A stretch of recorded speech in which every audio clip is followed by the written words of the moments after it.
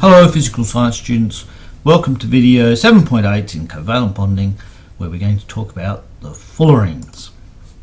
Now the fullerenes are allotropes of carbon. We've had diamond, we've had graphite, and this is a relatively new one in the last 10-15 years or so. I think 10 years probably be more precise.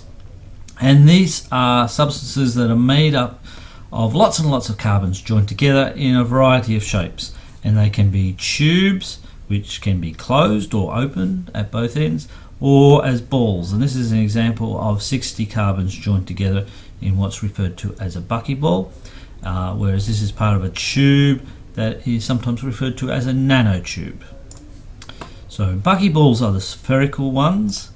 Like other substances that are giant molecules, like our polymers and our other substances, these guys have high melting points and high boiling points, predominantly because they're full of covalent bonds, and those covalent bonds give it a lot of strength. Now nanotubes have a massive surface area for their size, so when we quickly talk about their properties and their uses, that is an important factor in their use. Now they were discovered in 1985, and they were named after an architect, an American architect I think, Richard Buckminster Fuller. You don't hear the name Buckminster very often, do you? And that's him, and he was famous for making geometric domes, and these geometric domes have a very similar structure to the buckyballs, and hence they were named after him. And these are a variety of the shapes of the fullerenes. Four examples of the balls. Now these would have different numbers of carbons in them, and this is an example of a nanotube, and open at both ends. In this case it's a little bit twisted. They can be straight as well. Now what are some of the uses of fullerenes? Well, they're used in tennis rackets.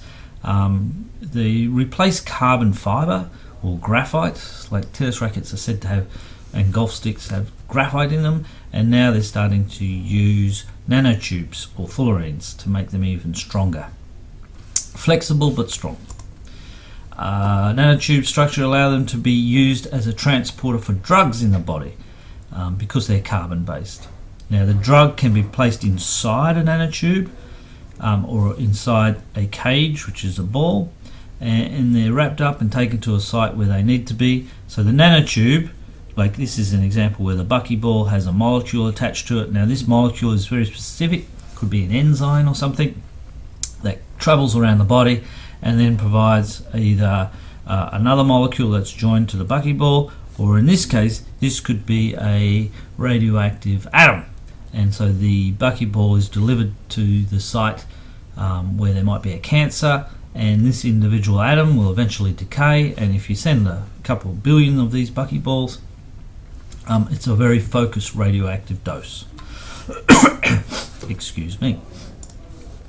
What else? They are used as catalysts, or they're a way of containing catalysts and making sure that catalysts partake in the reaction. And one thing about catalysts is that they need a large surface area to make the reaction efficient. This is an example where a nanotube is using platinum, nickel and magnesium alloy. It's placed inside the nanotube, and it converts carbon monoxide to carbon dioxide, and it's 100% efficient. They can be used in fuel cells, and this is a film of nanotubes. Now they're also used as infrared sensors, and these are tiny little nanotubes. This is an NASA example, and this is in a paint that is painted onto telescope lenses, telescopes that look at infrared radiation, and the infrared radiation lands on this, and then the tubes funnel it down to the sensors, and you can see that it's made up of billions and trillions of nanotubes, and this can just be painted on, and the carbon align themselves automatically, and this is a blow up of what this surface looks like, and so it's very sensitive to infrared radiation, much more sensitive than the current coatings that we use. A different type of infrared sensor is where you use a nanotube as part of a circuit, part of a sensor, for example, and when infrared goes across the nanotube, or the nanotube experiences infrared radiation, electrons go one way and weird things called holes go the other way. Holes are where electrons used to be, and they move one way in the opposite direction. Because these nanotubes are so strong, all those covalent bonds, they're flexible but strong, they're also light, they can be used in things like bulletproof vests. And this is a diagram showing how the nanotube flexes, whereas a graphite fiber would flex but would be significantly heavier, made up of many more atoms. Oh, I forgot to say that you've got to look serious when you're modelling one of these. Now this is the work of CSIRO. They're looking at nanotubes, and this is the base of the nanotubes, where they're painted onto a surface and then they're drawn off. And they're drawn off as these strands of fibre and then woven into a actual fibre of nanotubes, which could then be used for things like bulletproof vests or other applications. And this is very much on the microscopic scale. Down here we've got micrometers, that's 2 micrometers there. So these are some typical questions you might get asked about nanotubes or fullerenes. What's this one about? This one is a couple of examples. Write 2 reasons why nanotubes are used as catalysts. Well, they have a very large surface area, and they can attach catalysts. You can attach the catalyst to the tube, so the catalyst can be inside the tube or outside the tube, and that gives you a large surface area of catalyst.